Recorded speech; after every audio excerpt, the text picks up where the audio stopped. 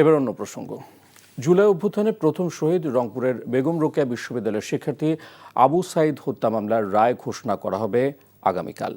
বিচারপতি নজরুল ইসলাম চৌধুরীর নেতৃত্বাধীন ৩ সদস্যের আন্তর্জাতিক অপরাধ ট্রাইব্যুনাল এই রায় ঘোষণা করবেন। রায়ে আসামিদের সর্বোচ্চ সাজা হবে বলে প্রত্যাশা প্রসিকিউশনের। তবে আসামি পক্ষের আইনজীবীরা বলছেন, ন্যায় বিচার দাবি করছেন তাদের মক্কেলরা। রিপোর্ট করছেন হাসান জাভেদ। রংপুরের বেগম রোকেয়া বিশ্ববিদ্যালয়ের ইংরেজি বিভাগের শিক্ষার্থী ছিলেন আবু সাঈদ। জুলাই আগস্ট আন্দোলনে ২০২৪ সালের ১৬ জুলাই বিশ্ববিদ্যালয় গেটের সামনে আন্দোলন করছিলেন অন্য শিক্ষার্থীদের সাথে। ভয় ভীতিকে উপেক্ষা করে বুক চিতিয়ে প্রতিবাদ অব্যাহত রাখেন। সেদিনই পুলিশের নির্মম বুলেট কেড়ে নেয় তার তাজা প্রাণ।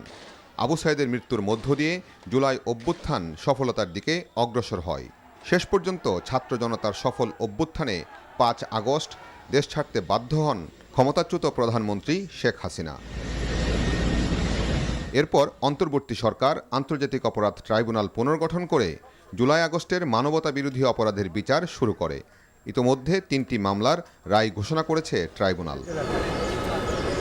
আবু সাঈদ হত্যা মামলায় গত বছরের ৬ আগস্ট বেগম রোকেয়া বিশ্ববিদ্যালয়ের সাবেক উপাচার্য মোহাম্মদ হাসিবুর রশিদ ও রংপুরের সাবেক পুলিশ কমিশনার মনিরুজ্জামান বেল্টু সহ ৩০ জনের বিরুদ্ধে অভিযোগ গঠনের মাধ্যমে বিচার শুরুর নির্দেশ দেয় ট্রাইব্যুনাল ২। ২৫ জন সাক্ষী এই মামলায় ট্রাইব্যুনালে উপস্থাপন করেছি এবং অকাট্য নিশ্চিদ্র প্রমাণ দ্বারা উপস্থাপন সক্ষম হয়েছি।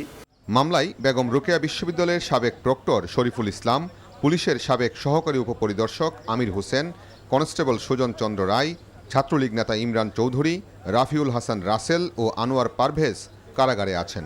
অন্য ২৪ আসামি মামলার শুরু থেকে পলাতক।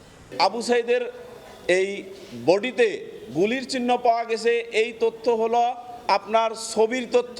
আবু সাঈদ গুলিতে মারা যায়নি। এই মামলায় আবু সাঈদের পিতাসহ গুরুত্বপূর্ণ সাক্ষীদের সাক্ষ্য গ্রহণ ও উভয় পক্ষের যুক্তিতর্ক শেষে ২৭ জানুয়ারি বিচারিক কার্যক্রম শেষ হয়। Hasan Javed, NTV news, Dhaka.